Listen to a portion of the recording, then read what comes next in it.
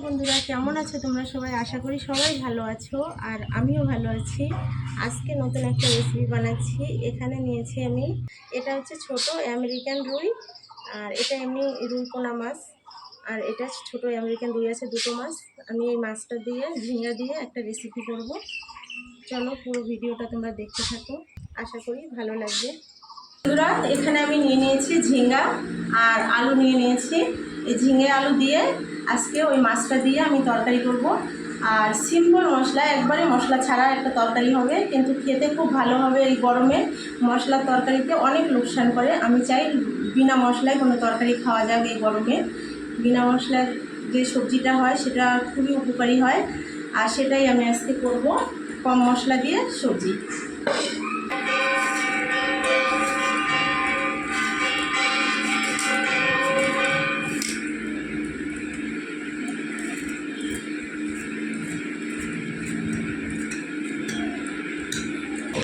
এই গাছের কচি কচি ঝিঙে সবজিটা এত টেস্টি লাগে কি বলবো।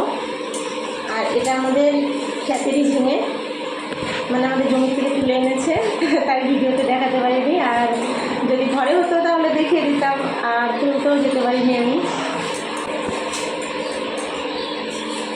এই ঝিঙার যে এই খোসাটা না, এটা দিয়েও একটা নতুন রেসিপি করে দেখাবো এক আধ দিন। তো এখানে আমি আলু নিয়ে নিয়েছি, আলুটা ছুলে নেব।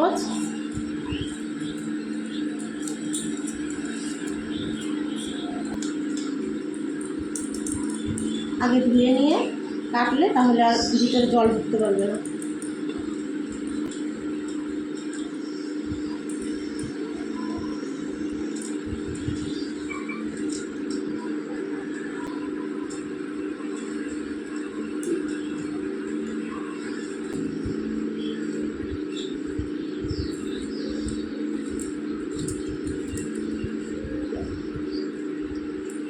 এবার ঝিঙেটা কেটে নেব।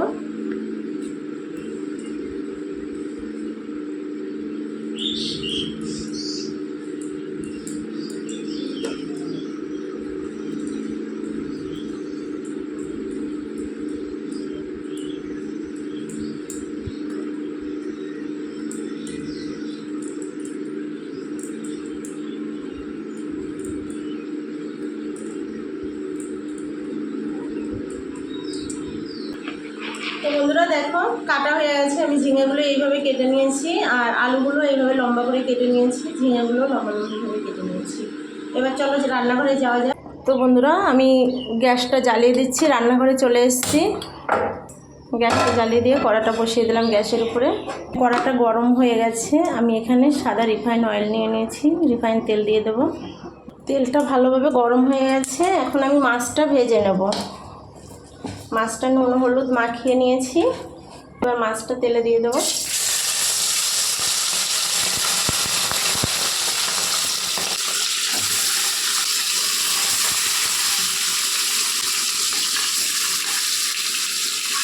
হয়ে যাচ্ছে,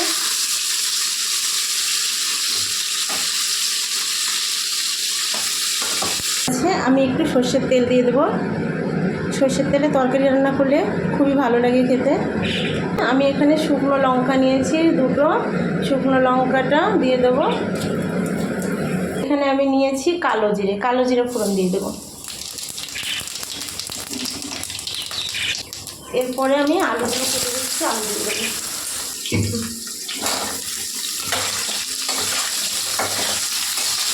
শুকনো লঙ্কা আর কালো জিরে ফোড়ন গেল তরকারিতে। আলুগুলো এবার লাল লাল করে ভেজে নেব। এবার আমি এখানে আদা গ্রেট করে রেখেছি, আদাটা দিয়ে দেব। কাঁচা লঙ্কা ফেলে রেখেছি, কাঁচা লঙ্কাটা দিয়ে দেব।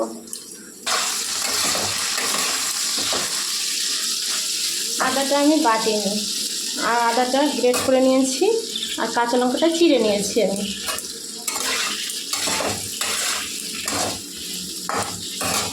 তো এখানে যে ঝিঙেটা কেটে রেখেছিলাম, এবার আমি ঝিঙেটা দিয়ে দেবো।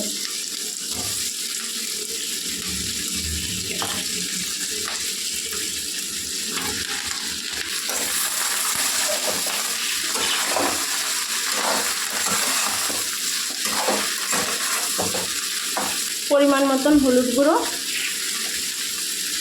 পরিমাণ মতন নুন দিয়ে দেবো।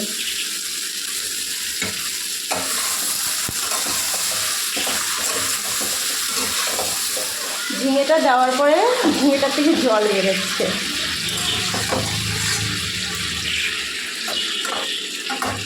অনেকক্ষণ কষালাম, আমি প্রায় 10-15 মিনিট তরকারিটা কষে নিলাম।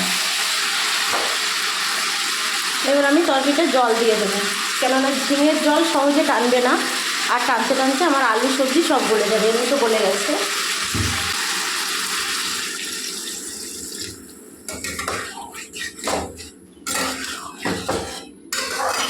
এখানে আমি বেশি জল দেব না, কেননা ঝিঙে আলু আমার অনেকটা সিদ্ধ হয়ে গেছে, ভাজাতেই আমার সিদ্ধ হয়ে গেছে। তো দেখো বন্ধুরা, ঝোলটা ফুটে গেছে তরকারি। এবার মাছগুলো দিয়ে দেবো।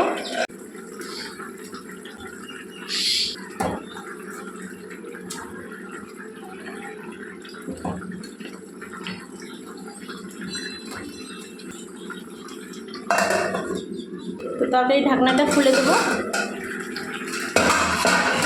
এখানে আমি একটু জিরের গুঁড়ো রেখেছি, এটা হচ্ছে ভাজা জিরের গুঁড়ো, আমি ঘরেই ভেজে নিয়েছিলাম। এই ভাজা জিরের গুঁড়োটা দিয়ে দেবো তরকারির উপর দিয়ে। একদম সিম্পল মশলায় তরকারিটা হলো, গরমে মানে বেশি মশলা খাওয়াই উচিত না। সিম্পল মশলার তরকারিটা খেয়ে দেখবেন বানিয়ে, একবার খেলে বারবার খেতে ইচ্ছা করবে। একবার খেয়ে দেখো, মনে হবে বারেবার এই সবজি রান্না করে খাই। মশলার সবজিটা ভালো লাগে না গরমে, আর সবসময় ভালো লাগে না, মশলার সবজি খাওয়া সবসময় ভালো না।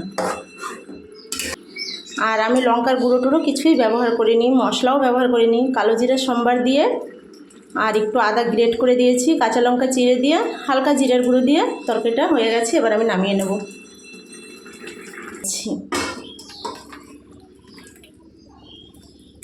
কমপ্লিট।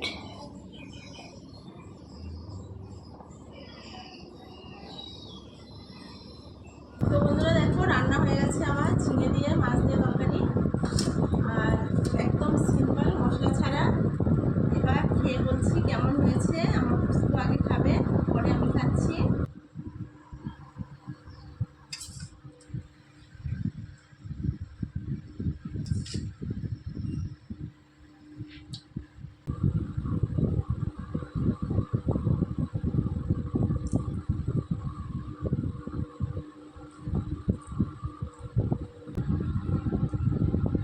দারুণ হয়েছে।